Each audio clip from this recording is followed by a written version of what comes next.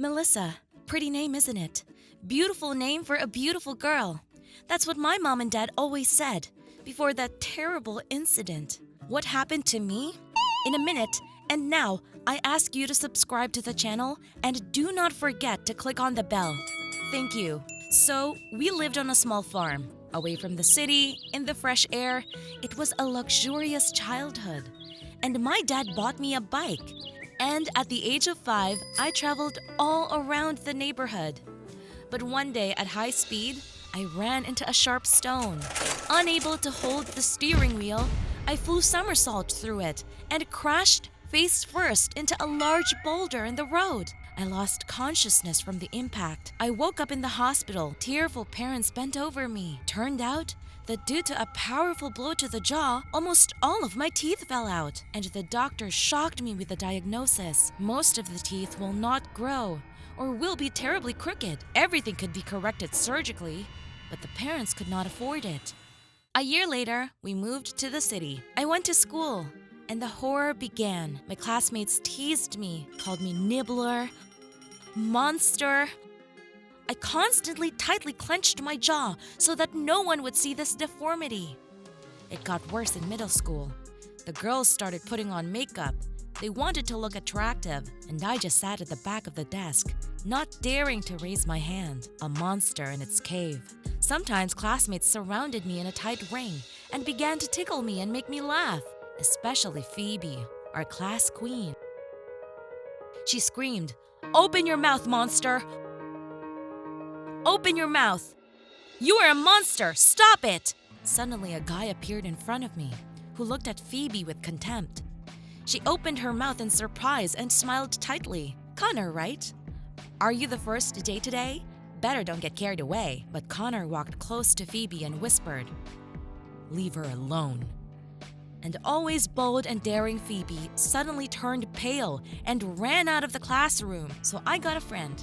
Connor was not afraid of anyone. He only talked with those he wanted to. A cheerful, groovy, smart guy who was now always there. At first, I was insanely embarrassed and simply kept silent or nodded in response, just so that Connor would not see my ugly, crooked teeth. But he told me so many funny stories all the time, on the way home, on a walk in the park, or at recess, that it was impossible not to laugh.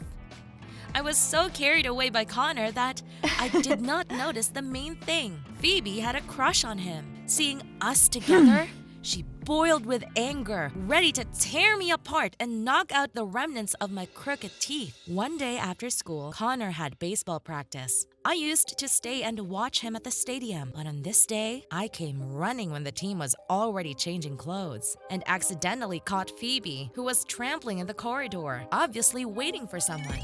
"Connor, hi! Listen, I have 2 invitations here for the opening of a new summer disco. Come with me." Phoebe ran after Connor like a dog, and Connor walked slowly down the corridor, as if he did not hear her barking. "Connor, stop ignoring me!" Phoebe blocked his path. "Why are you hanging out with her? It's just ridiculous! Beauty and the Beast!" Phoebe laughed out loud. A crowd of onlookers began to gather around. Connor stopped abruptly. "Phoebe, as far as I understand, disabled people and freaks are not your profile, right?"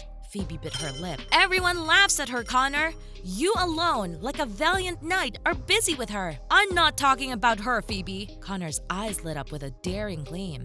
And suddenly, he sharply pulled up the long sleeve of the jacket, followed by a click. And in Connor's left hand was his right arm almost to the elbow. He sneered at the shocked Phoebe.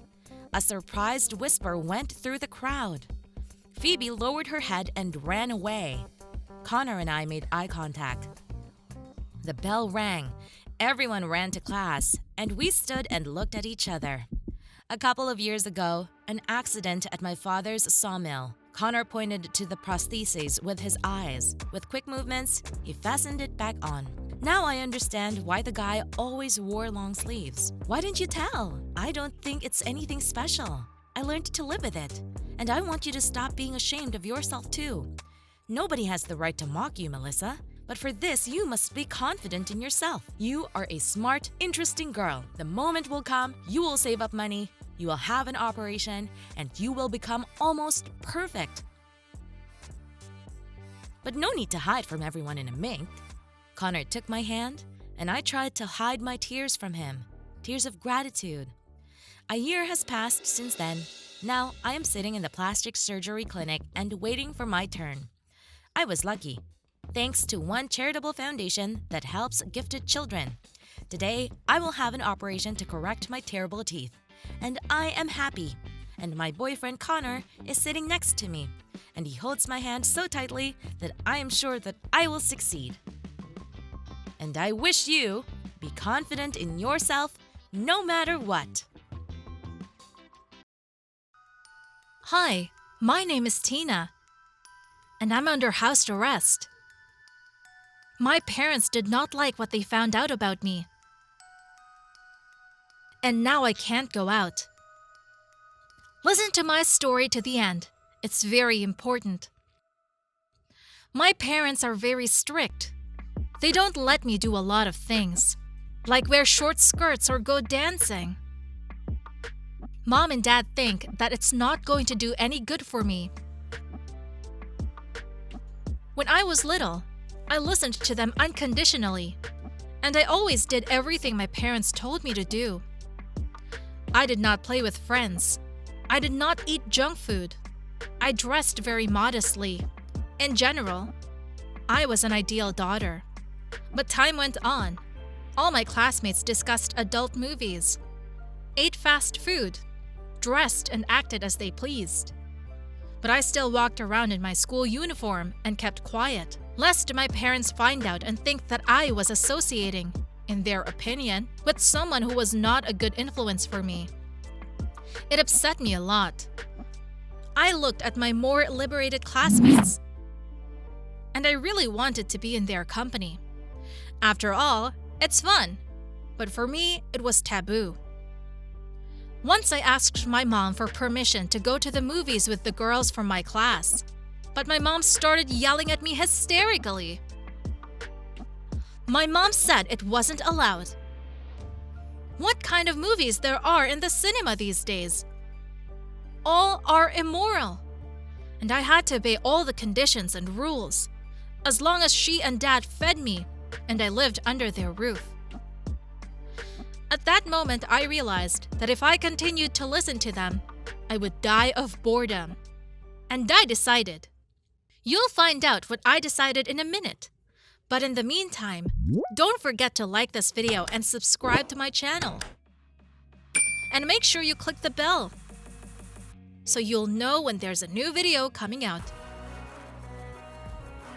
So, I took out all my pocket money that I have been saving for months and bought a lot of cosmetics, a stylish dress, and special things for hairstyling. The next day, I came to school so beautiful. I was hardly recognized. All the fashionistas in our class wanted to be friends with me now. And the guys were astonished and complimented me. And at the end of the day, the best-looking boy of the school asked me out. I was thrilled. I really wanted to share this joy with someone. But I could not tell my parents. So I started to cheat. To school, I dressed as they said. A long skirt, 2 pigtails, a sweater, and ugly shoes. But at school, I took off this horror and again went in a miniskirt and a short top. This went on for a few months. I became very friendly with the girls, started dating my boyfriend, went to the movies that I was forbidden to see, and started eating fast food and sweets that were out of the question before. And on my doorstep, I dressed back into a modest outfit, washed off my makeup, braided my hair, and, with my face down, went to my room to do my homework with a sad expression. But no matter how hard I tried, my parents began to suspect something. I don't know what caused it. Most likely my contented and happy face. I denied it for a long time. Until one day, my mom found boxes in the attic where I hid my revealing outfits and cosmetics. It became a verdict for me. My parents rushed to school when they saw the boxes, and there I was, dressed in my shortest dress ever, kissing my boyfriend. It was the worst day of my life. There was a huge scandal.